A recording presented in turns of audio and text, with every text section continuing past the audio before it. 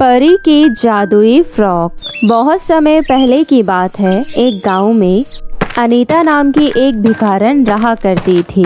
अनीता का इस दुनिया में कोई नहीं था। अनीता एक टूटी फूटी झोपड़ी में रहती थी। सुबह होते ही अनीता गांव में भीख मांगने निकल जाती थी। उसको लोगों से जो भी रूखा सूखा खाना मिलता था वो खुशी से खा लेती थी और दोपहर को थक हार कर अपनी टूटी फूटी झोपड़ी में आकर सो जाती थी। दिन का जो खाना बचता था उसको वो शाम को खाती थी और अगर कभी कभार खाना नहीं होता था तो वो भूखी ही सो जाती थी। इसी तरह की जिंदगी जीते जीते अनीता की उम्र 60 साल हो गई थी। उसके चेहरे की सारी झुर्रियाँ लटक गई थी और वो डंडे के सहारे चला करती थी। उसको तो अब खाने को कुछ भी नहीं मिलता था। हे भगवान, मैं क्या करूं? पहले तो जैसे तैसे मेरा मांगकर गुजारा चल रहा था, लेकिन अब तो कोई खाना भी नहीं देता है। तभी उसके दिमाग में एक तरकीब आई, क्यों ना मैं जंगल में जाकर फल तोड़कर खा लूं और अपना पेट भर लूं। इतना सोचकर अनीता गांव के पास वाले जंगल में जाती है। वो वहां जाकर देखती है कि दूर दूर तक सूखा होने के कारण वहाँ पर कोई फल फूल नहीं है। थक हार कर अनीता एक सूखे पेड़ के नीचे बैठ गई। शाम हो गई। अनीता अभी भी उस पेड़ के नीचे बैठी थी। हे भगवान, आज तक मैंने किसी को कोई दुख नहीं पहुँचाया, कोई बुरा काम नहीं किया, बल्कि जो रूखा सूखा मिला वही खा लिया। लेकिन आज ऐसा लग रहा है कि भूख और प्यास के कारण मैं अपना दम यहीं तोड़ दूंगी। अनीता इतना सोच ही रही थी कि तभी अनीता के पास एक घायल चिड़िया आकर गिर जाती है। अनीता देखती है कि उसके पीछे एक खूंखार चील पड़ी हुई है, इसलिए अनीता ने अपनी लाठी से चील को वहां से भगा दिया। उसके बाद अनीता ने नन्ही सी चिड़िया को अपने हाथ में उठाया और अपनी पुरानी सी बोतल में से एक बूंद पानी की उस चिड़िया के मुंह में डाल दिया। चिड़िया के मुंह में पानी की बूंद जाते ही उसने अपनी आंखें खोली और वो चिड़िया अचानक एक परी के रूप में बदल गई और बोली, अरे अनीता, तुम कितनी अच्छी हो। इतने बुरे हाल होते हुए भी तुमने अपनी अच्छाई नहीं छोड़ी और मुझे बचा लिया। तुम्हें पता है, वो चील हमारे दुश्मन राज्य शैतान लोक का राजा था, जो चील के रूप में मुझे खा जाना चाहता था। और मैं परी लोक की राजकुमारी सुप्रिया हूँ। मैं तुमसे बहुत प्रसन्न हूँ, इसलिए तुम मुझसे जो मांगोगी मैं तुम्हें दूंगी। इसके बाद अनीता सोच में पड़ गई। अगर मैं कहती हूँ मेरे को पेट भर खाना चाहिए तो सिर्फ मेरी भूख मिटेगी। क्यों ना मैं परी रानी से कहूँ कि मेरे गांव को बंजर होने से बचा ले और मेरे गांव को फिर से हरा भरा कर दे, ताकि गांव वाले भी परेशान ना रहे और मैं भी गांव वालों से खाना मांगू तो मुझे खाना मिल जाए। हाँ, यही ठीक है। इस तरह मेरा गांव भी बच जाएगा और मैं भी। इसके बाद अनीता ने अपनी सोच के अनुसार परी को सारी बात बताई। इसके बाद परी अनीता की अच्छी नीयत और दयालुता को देखकर बहुत खुश हुई और बोली, अनीता, तुम सच में बहुत दयालु हो। तुमने अपने लिए कुछ ना मांगकर दूसरों के बारे में भी सोचा। इतना कहकर परी अपने जादू से एक जादुई फ्रॉक प्रकट करती है और बोलती है, अनीता, मैं तुमको ये जादुई फ्रॉक देती हूँ। इस फ्रॉक को पहनते ही तुम संसार की सबसे सुंदर औरत बन जाओगी और तुम्हारे पास खुशी की सारी चीजें होगी। किसी भी चीज की कोई कमी नहीं होगी। लेकिन इस फ्रॉक को उतारते ही तुम वापस बूढ़ी हो जाओगी। अब तुम अपनी जिंदगी को खूबसूरती से जियो। इतना कहकर परी वहाँ से चली गई। परी के जाने के बाद अनीता सोचने लगी, परी रानी भी बड़ी अजीब है। भला मैं इस उम्र में संसार की सबसे सुंदर औरत बनकर क्या करूँगी। चलो फिर भी देखती हूँ क्या जादू करती है ये फ्रॉक। इतना सोचकर अनीता वो जादुई फ्रॉक पहन लेती है। फ्रॉक पहनते ही चमत्कार हो गया। अनीता एक सुंदर लड़की में बदल गई और उसके चारों तरफ सेविकाएं थी।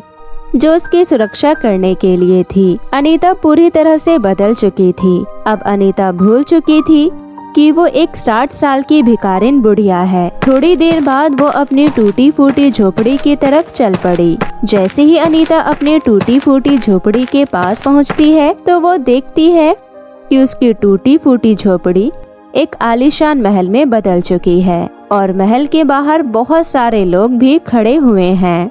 अरे यह महल किसका है? यहाँ तो हमारे गांव की एक बूढ़ी भिखारन रहती थी ना। हाँ, लगता है वह बूढ़ी भिखारन ने यह जगह एक राजकुमारी को दे दी है, तभी तो यहाँ पर इतना बड़ा महल बना है।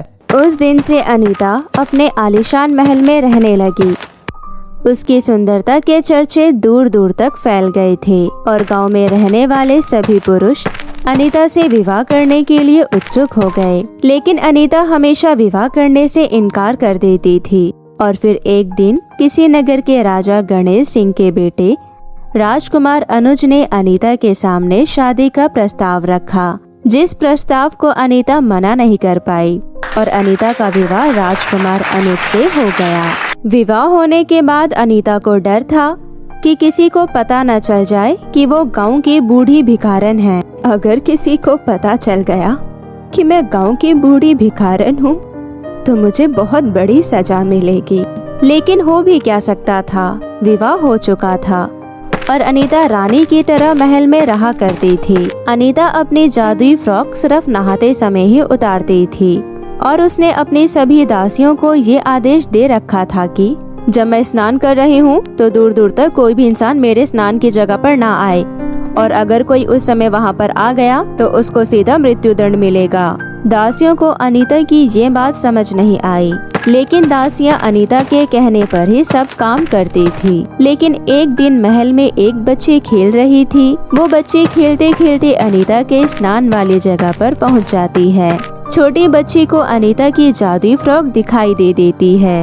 ये फ्रॉक तो बड़ी ही सुंदर है और बहुत चमक भी रही है। क्यों ना मैं ये फ्रॉक महारानी के कमरे में रख दूं, क्योंकि इतनी महंगी फ्रॉक उन्हीं की हो सकती है। इतना सोचकर छोटी बच्ची उस फ्रॉक को उठाकर अनीता के कमरे में रख देती है। थोड़ी देर बाद अनीता स्नान करके जैसे ही बाहर आती है तो देखती है कि उसकी फ्रॉक वहाँ पर मौजूद नहीं है और अनीता का शरीर इस समय पूरा बूढ़ा था और वो बहुत ही बदसूरत नजर आ रही थी। उसने अपनी जादुई फ्रॉक ढूंढने की बहुत कोशिश की, लेकिन उसको अपनी जादुई फ्रॉक कहीं नहीं मिली।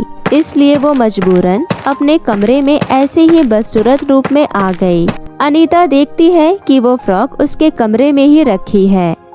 जैसे ही अनीता उस फ्रॉक को पहनने लगी तभी वो छोटी बच्ची अनीता को देख लेती है और जोर जोर से चिल्लाने लगती है, दासियों जल्दी देखो, महारानी के कमरे में कौन घुस गया। देखो ये कितनी खतरनाक औरत है जो बिना डरे महारानी की फ्रॉक को पहन रही है, जल्दी आओ। उस छोटी बच्ची की आवाज सुनकर सारी दासियां कमरे में आ जाती है और अनीता को देखकर घबरा जाती है। कौन हो तुम और हमारी महारानी कहाँ पर है? बताओ तुमने क्या करा हमारी महारानी के साथ? अगर तुम नहीं बताओगी तो हमारे महाराज तुम्हें मृत्यु दंड देंगे। अनीता को कुछ भी समझ नहीं आ रहा था। उसने सबको समझाने की बहुत कोशिश की कि वही महारानी है, लेकिन किसी ने भी उसकी एक बात नहीं मानी और राजा ने उसको महारानी का कातिल समझकर मृत्यु दंड दिया। मृत्यु से पहले सबकी एक इच्छा पूरी की जाती है। वैसे तो तुमने महापाप किया है, लेकिन फिर भी हम अपने न्याय के ऊपर कोई आरोप नहीं लगने देंगे। बताओ तुम्हारी आखिरी इच्छा क्या है? महाराज, मेरी आखिरी इच्छा यही है कि मैं एक बार महारानी के कक्ष में जाऊं। राजा ने अनीता की इच्छा को मान लिया और महारानी के कक्ष में भिजवा दिया। कक्ष में पहुंचते ही सबसे पहले अनीता ने उस जादुई फ्रॉक को पहन लिया। जादुई फ्रॉक को पहनते ही अनीता फिर से बहुत ही सुंदर बन गई और बाहर आकर सिपाही से बोली, अब मुझे लेकर महाराज के पास चलो। सिपाही अनीता को देखकर हैरान हो गए और बोले, महारानी की जय हो, महारानी की जय हो। महारानी जी, वह दुष्ट जादूगरनी कहाँ गई? लगता है मृत्यु दंड के डर से उसने आपको वापस से महारानी बना दिया है। राजा अनीता को वापस देखकर बहुत खुश हुआ। महारानी, आपको वापस देखकर मैं बहुत प्रसन्न हूँ। अब वह जादूगरनी बेकार में भाग गई। अगर वह आपके साथ वापस बाहर आती तो मैं उसकी सजा माफ कर देता। फिर उस दिन के बाद से अनीता इस महल में हंसी खुशी रहने लगी और उसका वो राज हमेशा राज ही बनकर रह गया। तो मेरे प्यारे दोस्तों, कैसी लगी आपको मेरी ये कहानी? मुझे कमेंट करके ज़रूर बताएं और इसे अपने दोस्तों के साथ भी शेयर करें। और हाँ दोस्तों, अगर आपने अब तक मेरे चैनल को सब्सक्राइब नहीं किया है तो जल्दी से नीचे लाल बटन दबाकर अभी कर लें। तो मिलती हूँ आपसे फिर किसी नई कहानी के साथ। तब तक के लिए आप अपना ध्यान रखें। बाय बाय दोस्तों।